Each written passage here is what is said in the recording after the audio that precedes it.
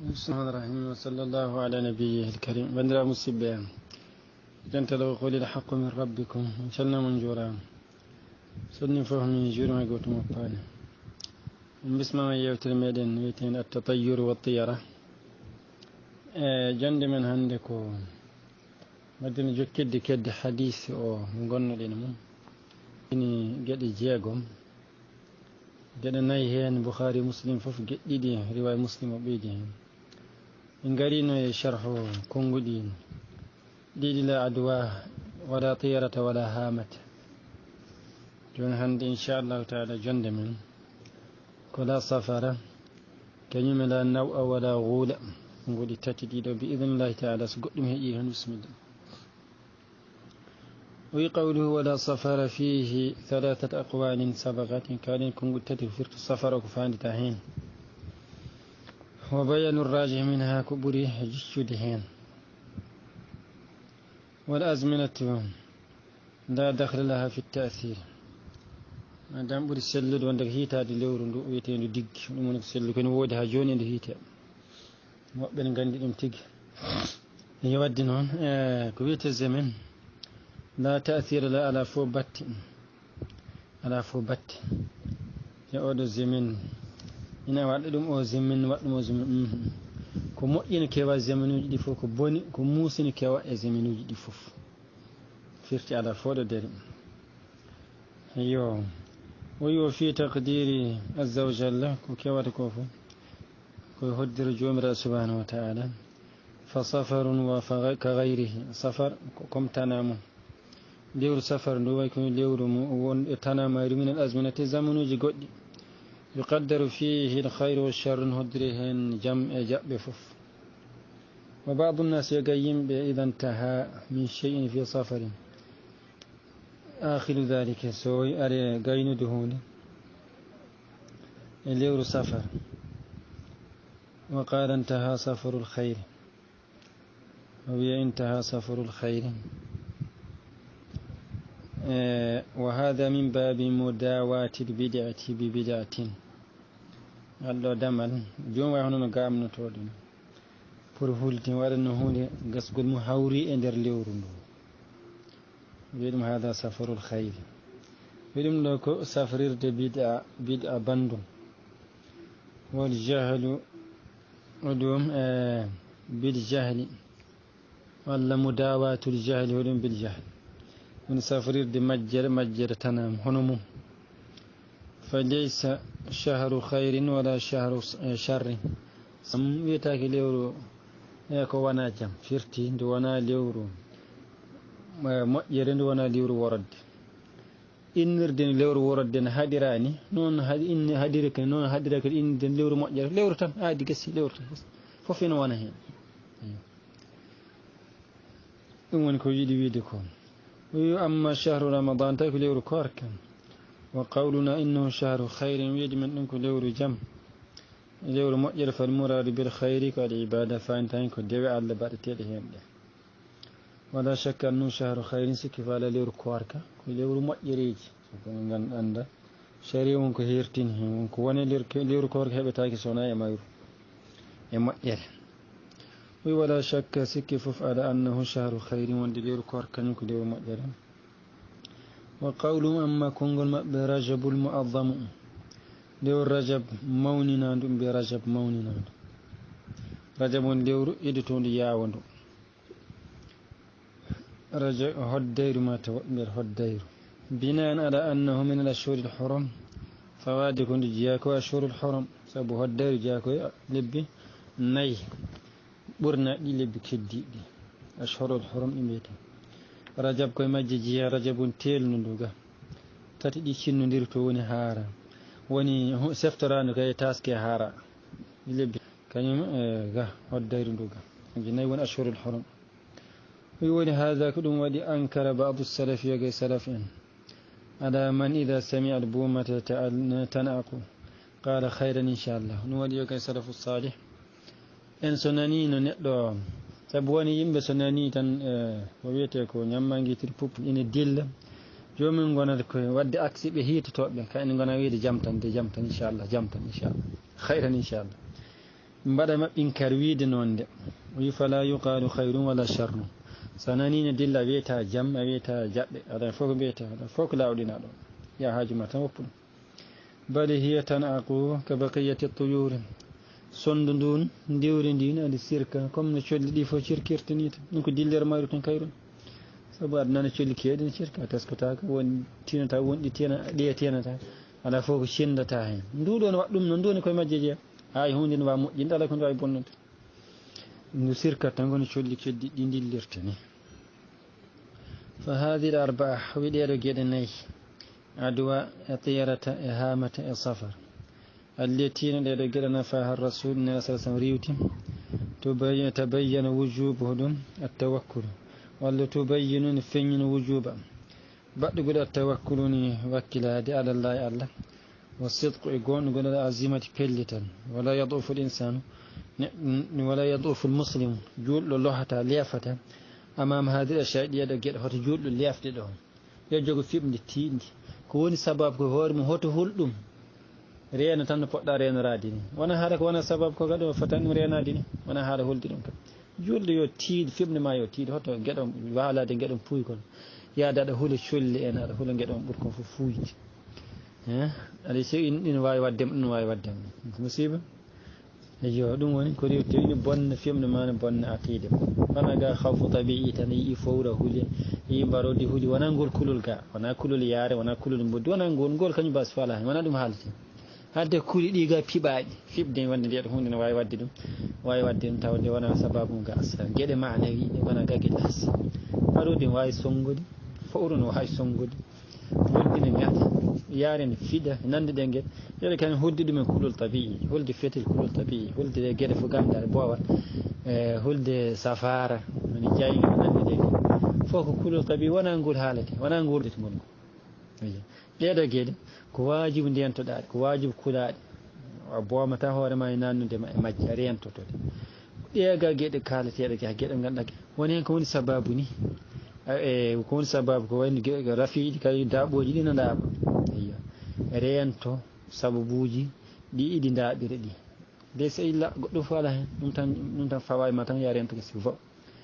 amma gueɗe goɗɗe ga ganduɗa ko colli en ɗeɗo gueɗe puuyɗe ga kiitugol goɗɗo ala sabobinta hay dara haɗa huula tan zéro kulata ko wodani ga no kulol mum e kulol yaare wona goto hulɗe hulde baajol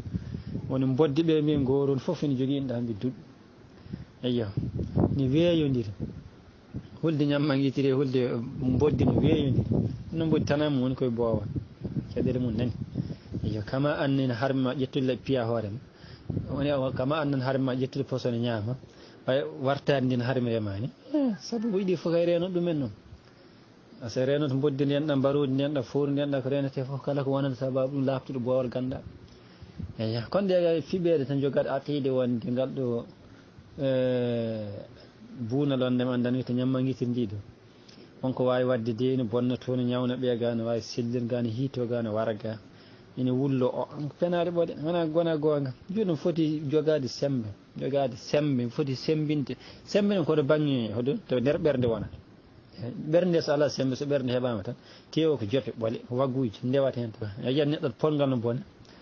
ina huula ɗum ɗo ganduɗa ñammanguitir so yaɓɓini tan ɗo ndi loko ñitto kono no huula ɗum jogui fiɓde ne huuli ɗum kulol yo Allah faabo la hawla wala quwwata illa billah ɗum ko hunde bonde tawakkul no fewi no fewi no fewi tawakkul koye dewal Allah jeeya serno gueɗe kuloteɗe hoto jawodir gueɗe ɗe jiidani siila hoto yi neɗɗo huuli yaare mbiya ɗum o kay wona matega wona julɗo wona ɗum hoto yi neɗɗo huuli boddi mbiya mate wona julɗo ala wona ɗum ɗeɗe gueɗe ko hulde ga ko wajibu goɗɗoɗa ɗe saabu ɗe jogui tana wajibu ndenoɗa eyyo e renade nde noon e wakkilade to Allah renade ko tana mum jooɗi e boowal e riwtata bakkilgol Allah ngon kama anna ñamdema nde riwtani wakkilade Allah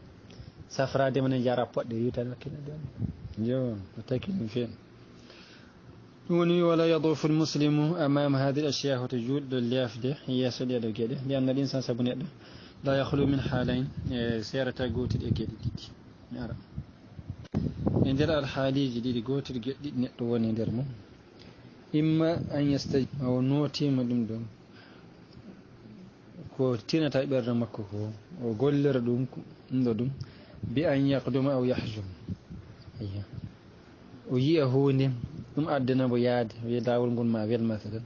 walla o yiya hunde ɗum haɗamo yaade won lawol ngol welata woni o notima ko ɓurta o are ɓerde makko ko noddata ko notima ɗum aw ma ashbaha dhalika walla ko nandi hen fa yakuna hina idin qad allaqa afalahu ɗo no wona o sindi golleji makko bima la haqiqata lahu wala asla lahu sindi golleji makko hunde ko aɗa haqiqa wodani firti aɗa asli ga wodani ma hawre o dawri welatade so mi yi o gadi hinan den gueɗe wo huwa naw'un min ashirk ko ɗum noone e shirku kadi ko ɗum noone e shirku neɗɗo ganda ɗum ko noone e shirku sabu fibde o mo kawruɗon wawi hadde lawol ma welde fibde ɗum ndi ndiwdi ne yiiɗa yaari banggue nana walla ñaamo ene wawi welnude lawol walla mettina gon fibde ɗum ɗum ko shirku sabu gueɗe rububiyya o ko wajibu gotina Allah to rububiyya taw kay Allah sarrifa e kawno o jomiraɗo waɗani sababu rewrude ga ndiru walla iwrudini ga walla hawrude o ɗum ene welna lawol walla ne metti lawol ɗum wona sababu e goto fibde ɗum an ko noone e shirku so fibde mawnani haɗanima yaade fibde shirku tokoso e wonde yettoto kay e musibe bonɗe wonata ne watta hakkille no fewi o wi wa imma alla yastajib ma woni aɗa haali ɗimmo ko tinata e hoore makko o farkise ɗum o noyno o wiya ɗum ko kecce ɓole o tina ɓerde makko ti kono o salo force yo o continue bi an yakuna nde o tawrate indahu e o jogui naw'un noone min tawakkuli wakkilade Allah ko on tan waɗata noon wo yaqdumo yaara yeeso wala yubali o waƴaka ɗum hawre mum tigui ɗum ɗo somi hawrimi lawulam heewani wadde ni e fiɓde makko kono noon ɗum hattamo yadde o jogui tawakkul Allah ɗum ko kecce ɓole o filtina ɗum o yaaha oɗo kañum ne jogui ɗum e noone e wakkilade jomiraɗo subahanahu wa taala so tawi e o manque timmal lakin kono yabqa fi nafsi kon tan hedde e wonki makko naw on noon minal hammi e sugulla awil gammi ha joni ko hedde toon wonko tinata e ɓerde makko e o jogui hen kulhuli haɗanimo wadde kay haɗanimo yaade kono noon wonko tinata toon kay ɓerde makko duƴƴin fo e hula wata ɗum bonnande mbo hunde wa in kana ahwana min al awwal hay so tawi oɗo samori guidan o kam mbo ɗum haɗno ga yaade o lakin kono oɗo hormo yajibu ene waɗɗi mum allah yastajiba li da'i hadi l ashiya'i nde waɗɗe makko nde wasatan teskade e ko noddata ko ɗeɗo gueɗe firtin ko tinata ko allati hunde ganduɗa nafaha rasul nela rewti ɗum mutlaqan nelaɗo wi ɗum wodani kam ko feɓata ko wodani aɗa hulɓina hoore ma mere wa an yakunu mu'tamidan ala llahi waɗɗe makko tuhnade jomiraɗo subahanahu wa taala وبعض الناس يوغا يمبي قد يفتح المصحف لطلب التفاؤل ويوغا يمبي كان كيبتا دفتر كامل جوم ارا دفتر كامل ورني هيبتين اياك حورات ملك ان بلك حال الجنه ولا حال الجنه هيدو اي مصيب فاذا نظر ذكر النار سو هاوري تن حال جنه هذه سفر هارتي اياج ديو هيبتي دون تشاءم وهيتو واذا نظر ذكر الجنه سو هاوري الجنه هذه دون قال هذا فعل طيب منكم عبد مؤير فهات لو يكون يقول جاهلية الذين من يستقسمون بالأزلام ولا النوع يستم جوكين بدير يستبين تا جاهلية هيتا هاجون جاهلية ينقود تيك يستن هدي فالحاصل والدنون أننا أين نقول الأنبياء لا تجعل على بالك وتوالي حكي لما مثل هذه الأمور إطلاقا حكي لما دير قد حلاب شر wadda kilma ɗum ɗo hitan ɗum somi yi ɗum somi hawri ɗum somi fotti ɗum nande ɗe gaɗo so waɗi nin ɗo so dilliga mi bona ɗum ittu hakkille ma ha laaɓa so ɗum haɗma wadde so ɗum hattama foof waɗa feere lawja ɗum ɓerde ma ha laaɓa cer wi fal asbabu lmalumatu wi sababuji gandaɗe a zahirati peeñe ɗi kono en mbaɗi yeru taqi asbaba charri ina danda e haajade Allah sababuji worodde sababuji gandaɗi peeñƴi ɗi woni hunde ganduɗa ko sababu e haala koye boowal nani jooɗi ɗum ɗo ko boddi e ndini sa rokkiri feɗenuma tan e ko laakara renaɗe ɗum woɗɗa ɗum ɗo eko nande ɗe nga sababuji peeñƴi boɗɗo ɗo ko to poson ɗum ɗo ko fetel ɗum ɗo ko laaɓi ɗum ɗo ko duɗal ɗum ɗo ko ɗum ɗo ko woydu ɗum ɗo ko nande ɗum ko nan sababuji laaɓɗi boowal ceerɗi renade ɗin ina danda e worodde bi idnillahi wonno ɗum ko sababu mbiyeɗa ko ya reena ɗum ko Allah yamirma ɗum ina wona sababu halkare renoto de wajibu ndenada sa timpi men hoore ma ka bartiɗo eyyo sa renima hakke bawɗe ma so heɓimane an kam ko moƴƴere tan keɓata hen so hasbitinima to Allah eyyo wi wa amma asbabu llati laban bal nafaha tawi noon sababuji ganduɗa sharia waɗani ɗum sababuji ga accuni sharia rewti ɗum wi ɗum wona sababuji fala yajuzu laka dagantako ma an tata'allaqa biha ni cindotoɗa hen bal ahmadillah walla llah accuni yettu Allah alal afiyati e jambo Allah rokkuma o qul wi rabbuna عليك قل يودم ربنا عليك توكلنا يجوم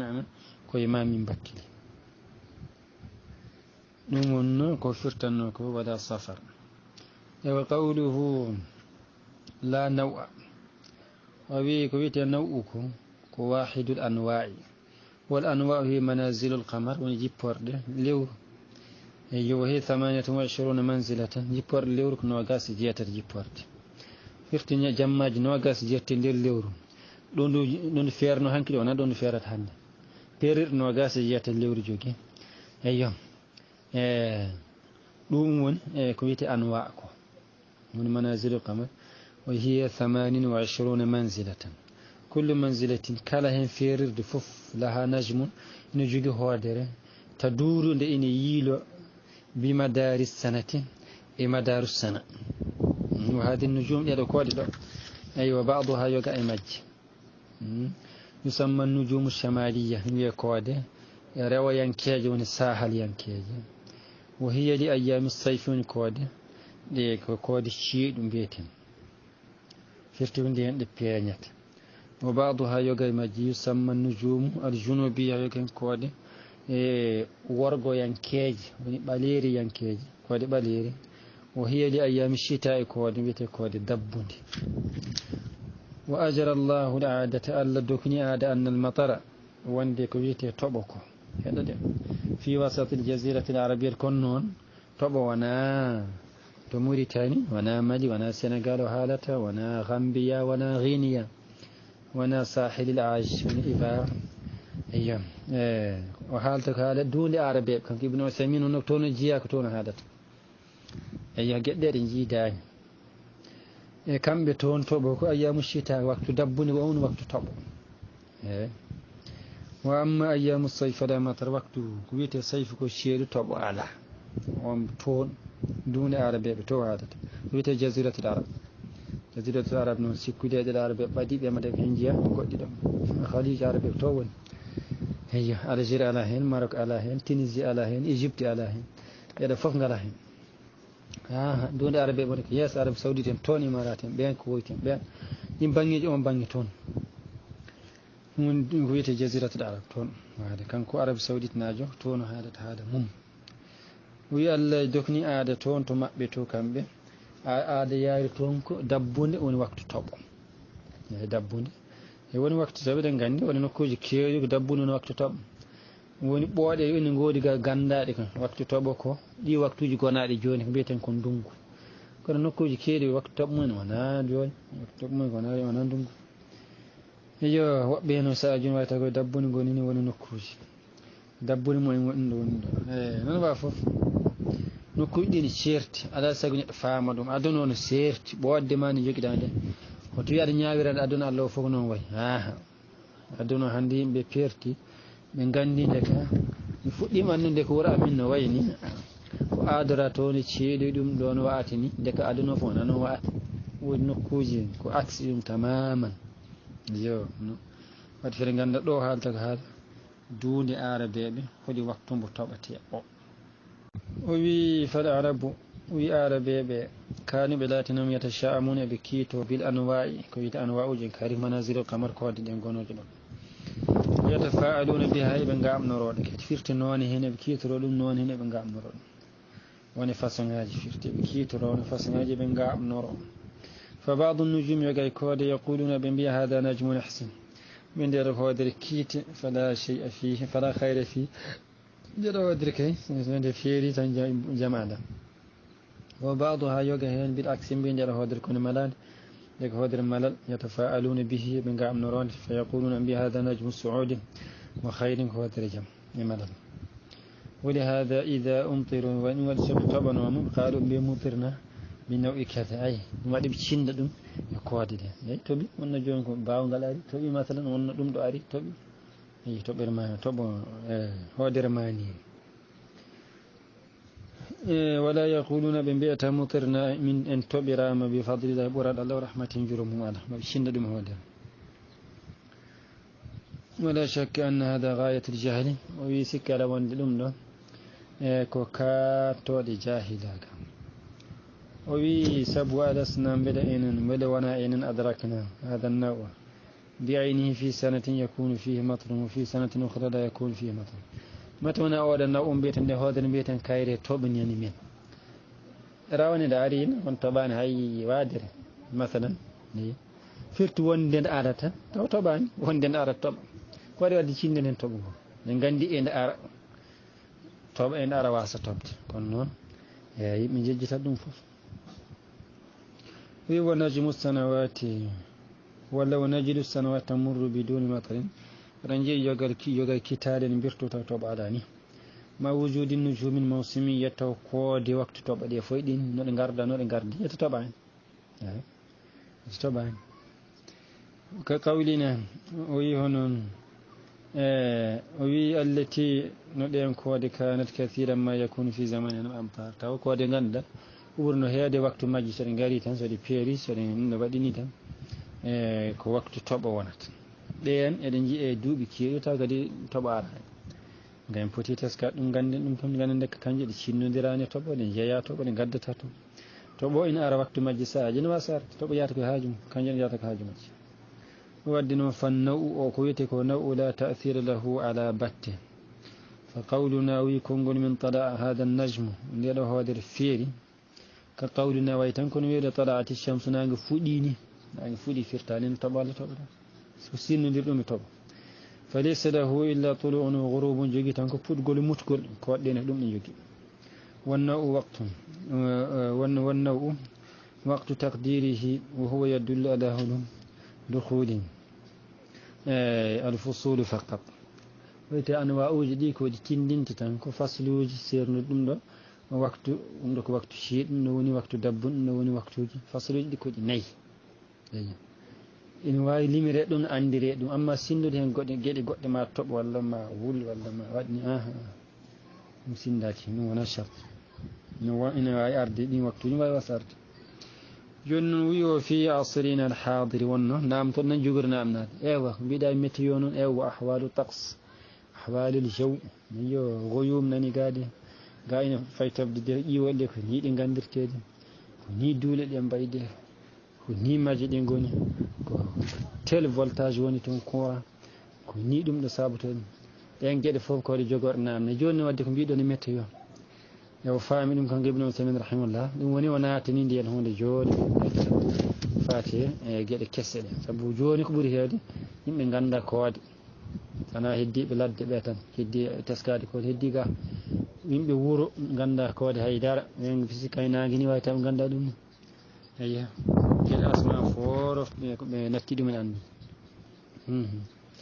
joni noon ɓe hisorte teskete ga anda ga joni kede ko wiyete ko météo demgal a faraysi ma tan mbiyata ko ahwalu taqs haala ɓeere nde wiyata won taqs o wi wo fi asrina e dumunnaji min ɗiɗo alhadiri goɗɗi ɗi yu'allaqu almataru bidakt aljawiyi walmunkhafad hono aljawi hande toɓo sindete ko dakt aljawi adaktu ko wiyete dakt woni kiiɗgol walla ko nande ɗe ngel wiyete dakt aljawi ka inkhifad woni leesɗugol sa jannan fuɗi ɓe mbima asmanu hannden tooy mbima hannde asmanu on lees tawana asman paaniti hen paandi hen ko duule leesɗata ina toowa amma asman kay kam meeɗa iwdita woni ɗon mbeɗa aɗa yiya asman kam anda gas aɗa yiya asman fani tan ko duule ɗe e kamɓe ne joni ɓe sindotoɓe ngoye leesɗugol goyuma woni duule ɗe e kay daktul jaw o e ko nandi ɗen gueɗe wa hada wa in kana kad yakunu sabban haqiqa oyi ɗum ɗo hay so tawi won sababu tigui haqiqa tigui toɓgol walakin la yuftahu hada albabu linnas ngal ɗo damal yimɓe udditantaki ɗum walla yimɓe potani udditanede ngal saabu yimɓe jiiden woɓɓe ngala kaajji ngala fere so mbiyam tan non wona sababu hunde ɓe sikkata ɗum ɗo kañum waɗata hunde ga woɓɓe mbawa sernude ko woni sababu hunde e ko woni wadde hunde nde so wiyam tan ɗum sababu mum cikkata hunde hoore mum kañum waɗata ɗum kay fewnata eyyo wi ɗum noon hay so tawi ina wona goonga tigi ko ina wona sababuji kono noon fo yimɓe fo tan udditanede damal ngal wi badil wajib accini ko woni ko waɗɗi koko an yuqala ko nde wiyate hada min rahmatillah inno ko jurum allah hada min fadlihi inno ko ɓural allah wa ni'amihi inno ko nemaji allah qala taala jumral ina wiya to suratu nur alam tara beele a yiyani anna allaha wonde allah yusji o sogga sahaban duule thumma yu'allifu baynahu refti o rentina ɗi ha wona hayre ha wona iwode min yu'allif baynahum thumma yaj'aluhu oɗum rukaman waɗa eɗe pawnir haɗe ha mawna ha tekka wi fatara al wadqa aɗa yiya toɓo yahruj ina yalta min khilalihi e nder duule ɗe ina toɓa eyyo andi hombo fewnat ɗum jomiraɗo subhanahu wa taala alam tara anna allaha yusji sahaba thumma yu'allifu baynahu thumma yaj'aluhu rukaman fatara al wadqa yahruj min khilalihi wa qala taala jomiraɗo wi allahu allah de allahu alladi allah on mo ganduɗa yursilu mbo ina nela arriyaha keneɗi fatuthiru ɗi gimmina sahaban duuli fa yabsutu o wetta ɗum fi samai woni dow fir duuli gonata asma woni ko dow to woni dow fon wiye sama kayfa yasha o wetta duuli ɗe no haajiri to dow to wa yaj'aluhu kisafan waɗaɗe kadi taƴitina fatara alwadqa aɗa yiya toɓo yakhrujina yalta min khilalihi e nder duuɗe ɗi toɓon yalta nina toɓa suratul rum فتالق المطر ودن سند توبو بالمنخفضات الجوية الليستقل بانشي ولا دولي من الأمور الجاهلية يرجع كأمور جاهلية التي ندين قد تصرف الإنسان لأن فرلت نقدانك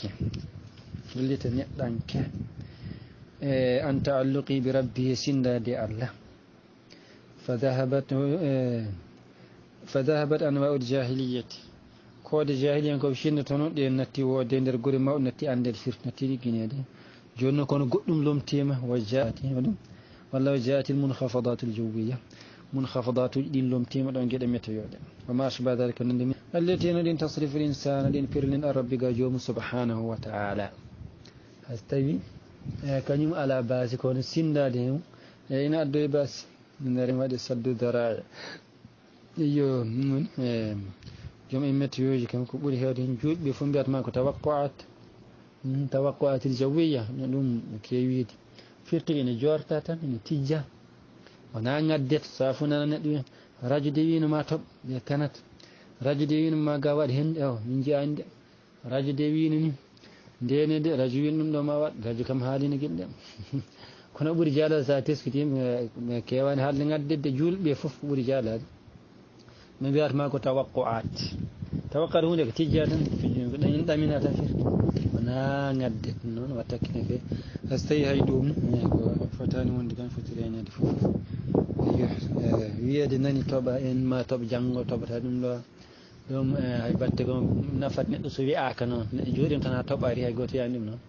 يبون تادم هيدرا بالدوم بود مؤيد فيلم لممكا بود مؤيد جودم باني فيلم لممكا أين نعم أيوك المنخفضات الجوية قد تكون سببا لنزول المطر نوين نواي وندتي سبقون شابقون طب لكن ليست هي المؤثرة بنفسها كنا كان يونا كان جن بدت كان يكوي ماجي كوي بعدنا تيديتن كوي بعدنا تيديتن أيام سبو ساي أوتو إن دوغ ايو عندي مكون تون وتبولا كيما تياتانو ايو وي فتنبه وتأكيد فيه وقوله دون كفرتنه لا نوع فين مناتني ولا غول كويتكو غول على فرتن جمل وقوله ولا غول كجمع غولة أو غولة تأهدون من عند اسم الجنسير مفرد غولة ولا غولة سير بغولة وتنكو تايو وتجمع بها غولة واللي غولة بفتح الغين غولة. ونحن نسميها بالأعمية الهولة ولا الهولة. وكم بشاف روج ما بتوم ابن عثيمين رحمه الله وكم شاف روج ما بأعمية ما بيدم الهولة لأنها تهول الإنسان سبعين هول بنا. والعرب يعربوا وكانوا بلاتنهم إذا سافروا سبعين أو ذهبوا يمينا وشمالا من جبال من جهنا ونيام تلونت لهم الشياطين شيطان يجب أن بيتلون تلون بألوان مفزعة مخيفة بين الشيطان يجب باكلة نقول تجد كل بنين نقول ينا دب فيت نارود ابن جاد من هي فتدخل في قلوبهم الرعب ولا فتدخل في قلوبهم الرعب بشيطان جنا أن بكل هي فتجد مديا يكتئبون بكابي بشوني بنورلين فيه ويستحسرون عن الذهاب ابن كانش جاغون إلى هذا الوجه وقابان ففف الذي أرادوا ونبان مؤمجن يارد. وهذا لا شك أنه يضعف التوكل على الله ويدوم له إن الله نوكل. هو الشيطان حريص إن ريرتي على إدخال القلق إن ندي كلل والحزن السنو على الإنسان انت شيطانية بقدر ما يستطيع حك باو دمه. قال تعالى جمرة إنما النجوى قويتك وديايو من الشيطان كشيطان ليحزن الذين آمنوا بل السنة جول وليس بضارهم شيئا من ترلة إلا بإذن الله. أيها سبحانه عند الشريعة هذا تاتو سنة جهة إذن قد ديايدي قد كون هذا عند الشريعة. أيها tatu wonduɓe ɗiɗon ndeya gacci goɗɗo hunde haɗandi so firtan ndeyi fon haɗum firti yogay geecina kaɗa no yeeso ngo kalden mo. yo hada alladi nafahu rasul no ko allah riwtuɗo ko nelaɗo kesal sana riwɗo ko woni ko wi ko laahuna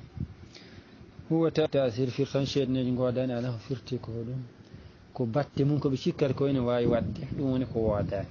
koɓe piiɓe mum ina wawi ko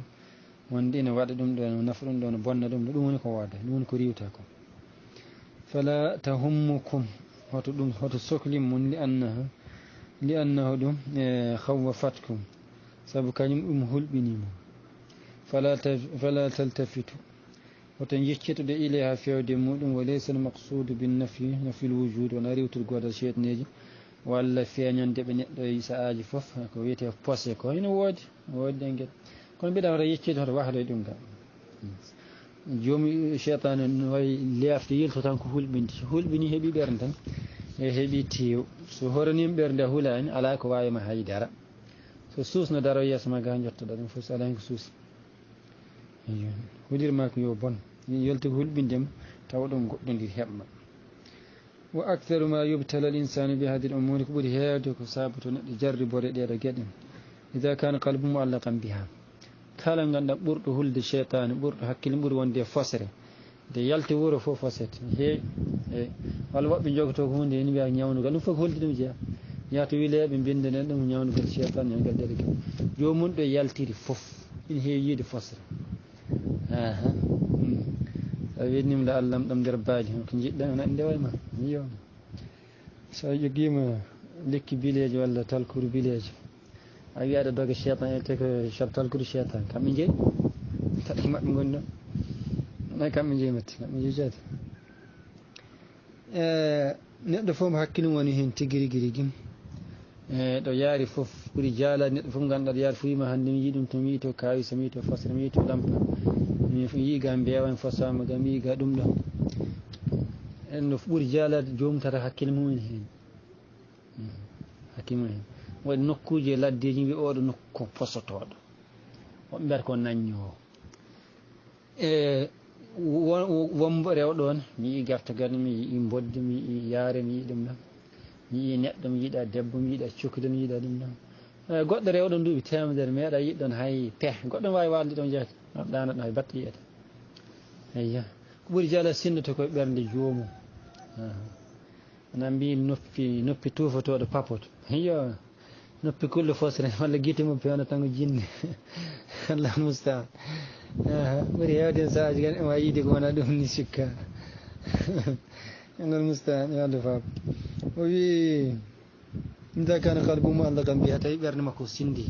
ɓerde mum hakkille mum wonata hen ɓuri jaadade amma ida kana mu'tamidan ala llah gayru mubalin biha tawi wakkilima Allah waƴaki ɗum daga so yii ɗum ay watte ko wawi makko eyi saabu ceeɗni so wonno ko mbawno e makko mbaɗambo guila nder galle saabu eɓe jiyamo toon eyi kamɓe wona ladde tan mbawi yiide eɓe jiyamo hay nder galle eyi tawi ko mbawno wadde mbaɗamo guila nder galle ɗo so hay wonɓe ɗon ɓe hay goto yiyataɓe saka e wiye maɓe jingo Allah fal ɓen suusaga cheytane so wiyama ko cheytane lappata ɗo baba galle hay goto heddata ko nder galle hen saka ɓe jinga ɗum noon eyi Allah fuuyi o wi fala tadurruhu wala tamna'uhu min jihati qasdihim ɗum torlatamo haɗatamo e banggue e fandare makko e to fottu nan ɗum woni e hadis o ɗo e mo gonɗin mum e garen e hadis Anas ibn Malik a joni sahihain joni o addi hadis goɗɗo kadi kanko Muhammad ibn Abdul Wahhab e kitabu tawhid o wi walahuma firtino woden Bukhari Muslim rahimahumullah عن أنس حديث أنس بن مالك قال رسول الله صلى الله عليه وسلم لا أدوى ولا طيرة أدوى على طيرة على ويعجبني الفعل وإن رأي كان من بديد آمنا دعاب لمؤير كم بديد نكون مهيت تاكفرت قالوا وما الفعل بيكون فعل قال الكلمة الطيبة ويكون المؤير فعلكم المؤير نقول مؤير فرت وانا قصد ما وانا فاندار ما كنا سنانا نقول حتى ما دك متاكو أيام أن كما جراد هذا دواء يليو نانا قدن حال ده قدن إن يا ويتي ولا جيتو ولا كنان دينجه هذا من كونغول مؤيون إن يادي كن جداكو نجين كو فعلوا يتي هون قابد آمناد كفعلوا مؤيون يلا دين يدي هون دون يلا دو كنا هيتو تاكو كيتي قدو هيتو تاكو ده ويار كلمة الطيبة حديث قال صحيح البخاري مسلم إن كان أدواء طيرة إن كان دمتون وبقوله ويعجبني ويسرني فرتقني ولا ويسرني والفعل بينه بقول الكلمة الطيبة فالكلمة الطيبة تعجبه كونغ المؤمن ولا نلا صلى الله عليه وسلم لما فيها ونسب كونغ المؤمن كان يولد المؤمن يدفف أيوه لما فيها سبك وني مقول من إدخال السرور نان بلبته بالتاريخ على النفس عند الوانكين يألم والانبساط وني كإني ولت وانا تتمالي والمضي قدما يارد نميس يواس آمن دهون لما يسعى إليه الإنسان يارتيه هاستويني ندندن إني يدواد دهون أدن هون دبونان كوني وجوغري آمد أدن تيجي واي ود كدي أدمين موهب مؤجر ويدي آمد wana amna ɗum ɗo sawa ɗum dema heɓe moƴƴere moon ɗum ɗo de aywa hoto sikku kulɗa ko fo ala hen ko jaam tan inchallah jaam tan keɓata so Allah jaɓi moƴƴere tan keɓata hen ay yimɓe fof ko haala moƴƴe kani softini jomum ni weltina ɗum e okko ɗum naddi ko yinno wadde koye moƴƴere nde وليس هذا من الطيرة دم دو جاء كي هذا بل هذا مما يشجع الإنسان إنه كوكو يشجعتنا فرتك سوس نردم ودي هون اللي جوغرنا هولدي ولا آمند لأنها لا تؤثر عليه سبب باتين تايم بل تزيده بعيدة طمأنينة هو بناد بيلة وإقداما وإقبالا فوق بيلة بيلة هون دي ودي هون جون مظاهر الحديث فين حديثه الكلمة الطيبة في كل شيء كن المؤجر هو لفف أن تنقاك لأن الكلمة الطيبة إذا بكون المؤجر في الحقيقة تبرن وتكون سببا لخيرات كثيرة إنه سبب مؤجر حتى إنها ويهاكم المؤجر تدخل إننا في جملة ذوي الأخلاق الحسنة يوم هذا مؤجر يجير فوق هذا مؤجر إننا جوم فرت جوم صفتي كو جوم إنجكو جم أيام كوي مؤجر أما نجير هذا بانك بيرا دم بديد وقدم يرهون فيما إيش أما أي إم لا تامبين هارمر لا وقدم إيش نوكو مصيبان توجر أن كان ينقاب دم يعني وقدم فتحيتهم بكنا أولي متاك جمع نوجي كي نكون مؤجر كني ونكون مؤجر صفتين تبادلوا ɗum konngol ngol hoore mum limi e joom en jikkuuji moƴƴi وهذا الحديث هذا حديث جمع النبي صلى الله عليه وسلم رندني أمكو فيه بين محذورين جلد ديان تتيل ومرغوب أجمع وني عدوى في تيارة من كوريان تتيل ومرغوب كلمة طيب فعلوا يكون مرغوبة ديان تتيل ولا جيرتين تيل يمبه يهون دريات فالمحذوران هما العدوى والتيارة والمرغوب هو الفعل هذا من حسن تعليم النبي صلى الله عليه وسلم فمن ذكر المرهوب فمن ذكر المرهوب كلام إن دم دين جنجين كل نلا أرتتني ما دار جعهن يوجد بالآلة so أكيني من دوتن وجنوند وبودم لو جعودم كدم دو ما يعني كدم دو وني كم بعد تاكم أيوه لو جورين ده وهلنا وند هي تادين ده ما يعني في بدي ده كده ما يعني وهلكم ما يكون ونحن وعدت لهم وتر فلاس لهم ولهذا كان القرآن مثاني ويكون له سابق القرآن هورم ولمثاني هو نقدر يدوان الشوان إذا ذكر أوصاف المؤمنين سو هذه صفات جود بتل هذه صفات بمؤجب ذكر أوصاف الكافرين هذه الصفات هي فرب أيام القرآن هذه الصفات هي فرب ده ربنا ندغني دم وري به فرب دينو ده دم وادم حكم بعدتون هذه صفات مؤجب كلهم باتون كيو واتنا بدون كلهم إذا ذكر العقوبة ذكر المثوبة سو هذه لفت وهذا جوب دي مؤجب شفت من المثوبة فانتاين وهكذا كهونني نعم لا اللي تبكوا دوني لكادتنا أقول وفقني الله وإياكم لما يحبه ويرضاه وجعلني وإياكم من الذين يستمعون القول فيتبعون أحسنه أولئك الذين هداهم الله ولكم أولو الألباب السلام عليكم ورحمة الله وبركاته